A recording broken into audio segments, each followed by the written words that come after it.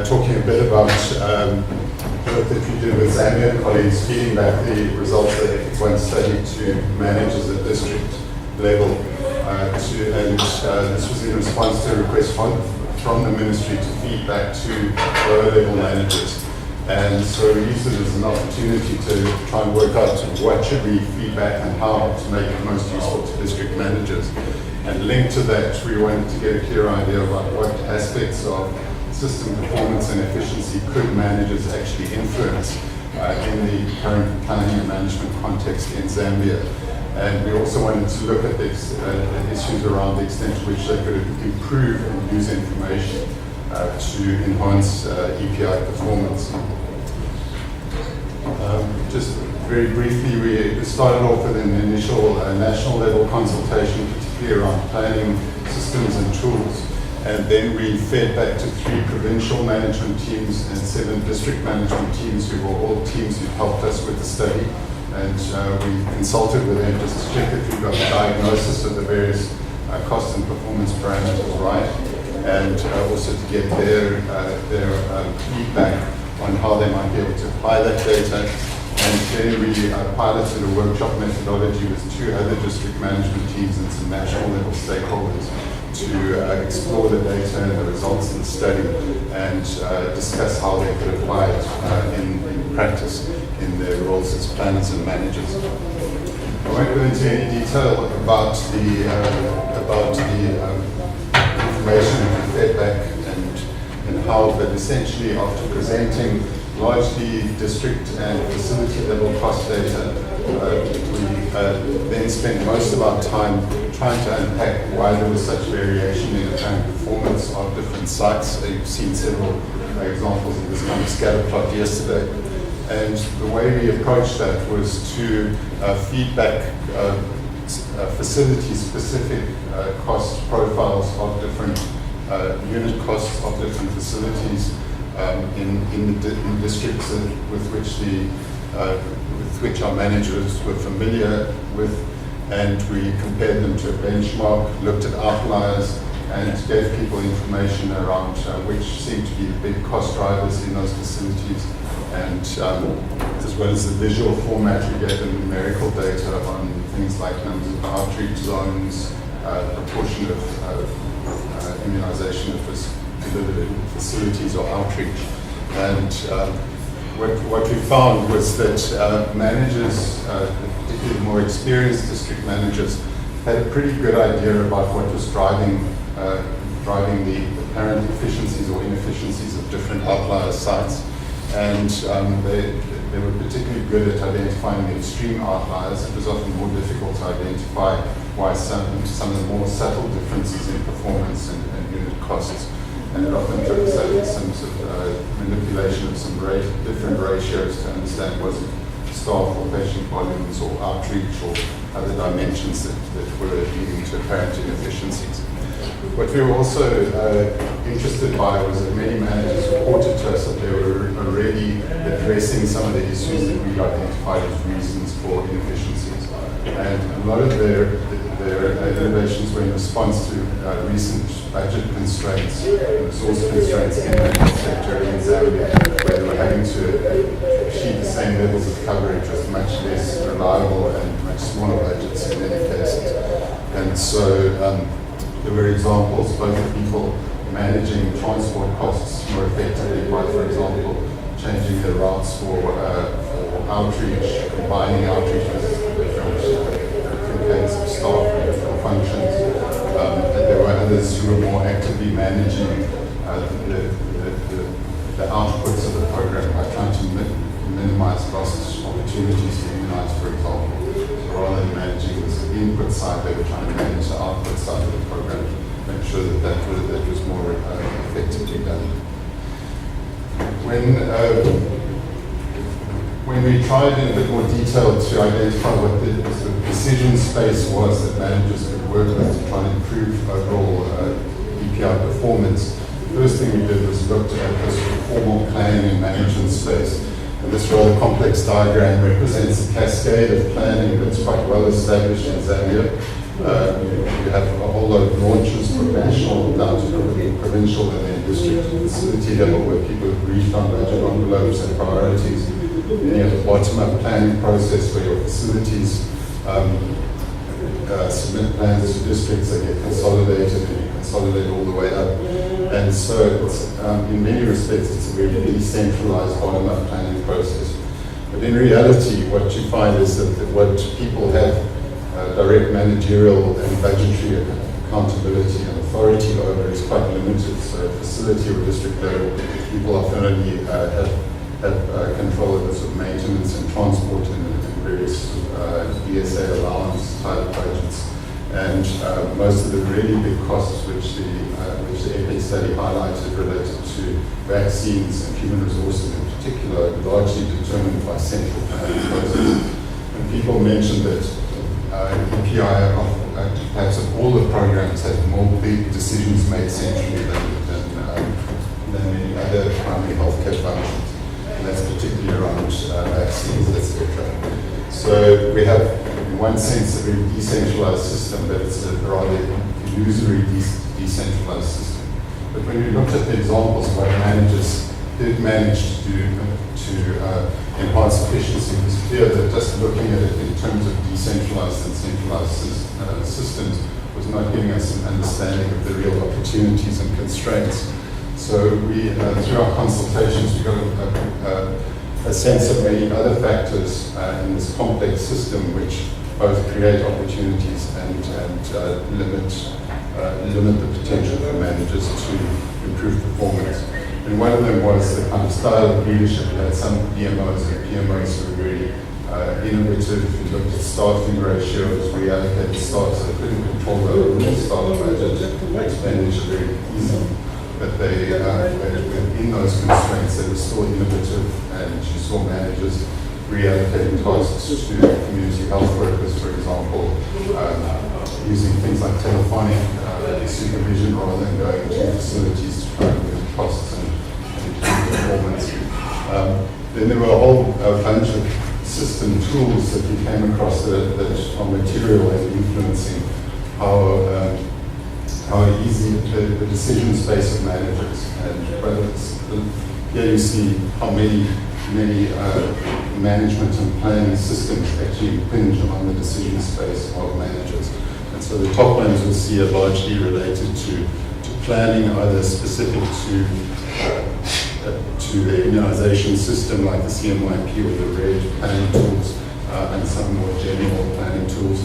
And below those, from 6 to 10, you have some of the other core health management systems for finance and other information. And then in Zambia, they also have quite a well-established system of performance management and some systems, including the EPI reporting system for doing that. And all of these, when you looked at them closely, showed both constraints and opportunities for managers to act on the kind of cost information and the insights that the study had provided. When we looked at the other constraints and opportunities, there were a lot of important things that came out if we're considering how to do this more systematically, how to use costing information more systematically. Some of them related to staff capacity and skills, where there were assets, but there were also limitations that we'd have to take into account in rolling out an initiative. Interestingly, there were some specific plans and policies which were clearly potential constraints on efficiency. One of them, for example, was the child health weeks, which had been used to mop up a lot of to enhance coverage, had been abolished, as it were, or the immunization component had been abolished. And that created constraints on the ability to achieve coverage in some of the districts, was what managers were telling us. And so there's systems issues there that constrain ability to act on cost and efficiency information. There were also issues like incentives. In Zambia, perhaps more than other countries, staff allowances make up a very considerable proportion of costs. And talking to managers, it was clear that sometimes these are positive incentives that make people that are more efficient. Other times they act as perverse incentives, which mean people will travel to top up incomes rather than focusing on program efficiency. And then there were some other factors that were also overriding considerations. One of them was unreliable funding flows, where managers just can't be certain what proportion of their budget they're going to get and when, which was undermining the whole sort of rational planning and management approach to improving system performance. Okay, so when we looked at the overall potential of costing study information to influence action and program performance, it was clear that from the response of managers and the examples of what people were doing, that awareness of those issues could trigger action by managers. And in particular, it was useful for them to get strategically refocused. And perhaps one of the outstanding things was some managers said, "Why are you talking to us about vaccines and HR? We don't control those." But as we discussed the issues and performance issues, they realized that there actually was aspects of both of those costs that they can potentially control even at district and facility level. And simply presenting things as unit costs and new indicators gave managers different perspectives. What was also apparent, though, is that one can't naively assume that sending information out to managers is necessarily going to enhance performance, because they're operating in a very complex system that one needs to understand to use the opportunities and to manage the constraints. And I think also what was apparent was that when we went in, we thought, how are we going to get better cost and output information to managers? And it was apparent that even with fairly dicey systems, there was still potential to enhance performance with imperfect information and general perspectives in the short run. A couple of comments just on the approach to feeding back costing study information. It seemed really important to understand the context within which managers were working to provide information that was relevant to them. What we found was particularly powerful and got very positive feedback was the involvement of peers in discussion groups where people helped each other interpret information, learn from what other people had done, realize what they could do. What also seemed important was that I think as economists in particular, we tend to talk about efficiencies and cost savings in a way that scares programmatic managers. And it was much easier to engage people by talking about how do we improve output and performance of the system with available resources, rather than how do we improve efficiency, which I think for many people meant how do we cope with less, or where can we cut your resources. And then finally, I think, what was apparent was that managers are very overstretched, and that if you want to use this kind of information, it does need some ongoing support just to make sure that our colleagues in EPI are not stretched too far, given all of the responsibilities on them. So I'll go through very quickly some of the recommendations. Firstly, I think what we heard from our Zambian colleagues was that it would be really useful to have more dissemination of results. And I think the case in point was that by the time we fed this back a year after the study ended, just about everyone in the EPI was different. And so even at that national level, the sustained feedback of results is important to ensuring impact. That impact can be, we need to feedback both at district and lower levels, as well as centrally, whether the information could be used for CMYP and related planning processes. And there were a bunch of priority planning and management systems that we identified, and opportunities out of that rather long list that I showed you earlier on.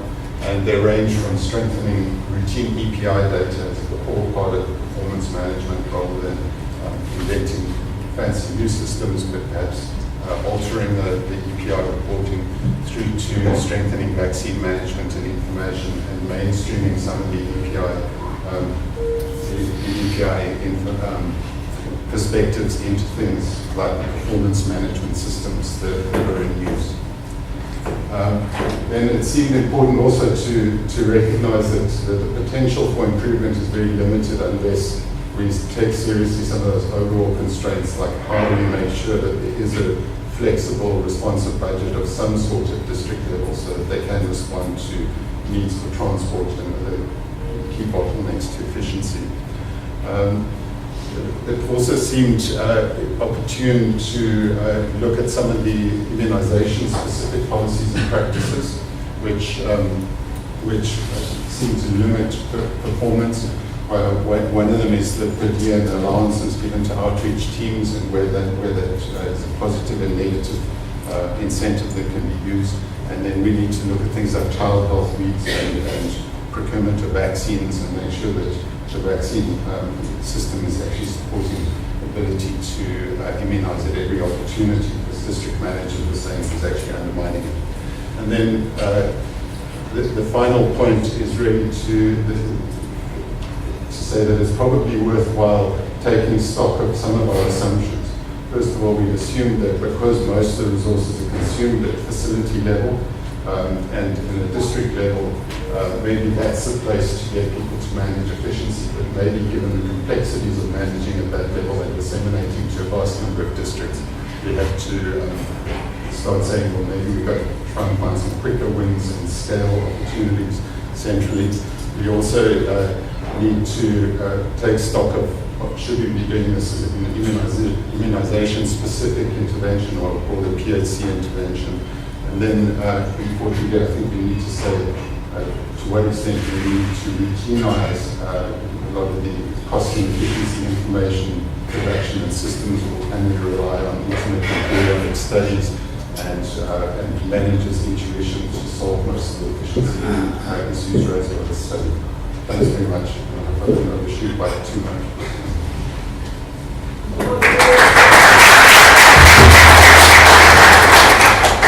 Great, so thank you so much. Are there any questions?